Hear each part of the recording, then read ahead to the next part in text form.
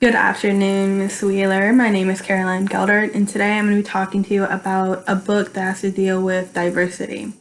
So, the book I chose is called Not So Different, written by Sienna Riley and illustrated by Anastasia Kavaluk. Probably pronounced that wrong, I'm sorry. But I chose to find a book on the topic of diversity because it's a growing problem in today's schools and society, and it creates a lot of conflict between different people based whether it's their skin color, their age, their gender, their or even simply their likes and dislikes. A lot of people are afraid or don't like things that are different from what they do or who they are. But this book is interesting because it's about a little girl that goes around. She just kind of talks. It's like her inner thoughts is a point of view for the story. And it's her at home and then going to school and just talks about what makes everyone different. So, different shades of skin color, different hair textures, different likes or interests, and how it's important for them to celebrate those differences because it makes them unique. And how it's up to them to kind of put an end to diversity because even though they should celebrate their differences because being different is good and it's not something that needs to be negative that difference has kind of come up with. So it goes on to talk about how these students of ranging skin colors, different appearances, talk about how, yes, we need to celebrate our differences because if we all had the same skin, all had the same hair, the same name, the same personality, the same traits, life would be very boring and you couldn't tell anyone apart. Because we're all so different, we get to learn from each other different things instead of all being the same and doing the same thing. Life would be very boring that way. So this story also highlights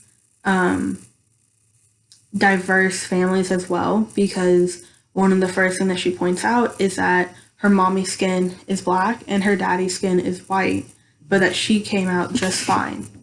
So that's also a really important key for families that are like, hey, it's okay that you look different from your friends and it's okay to look different from your families. That's still something to celebrate. The book also has this very simple rhyming scheme that helps it be very intriguing for students. But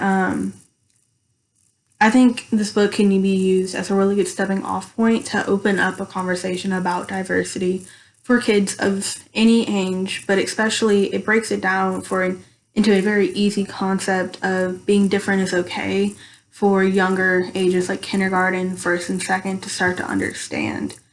But the principles of it can also be used for higher up grades.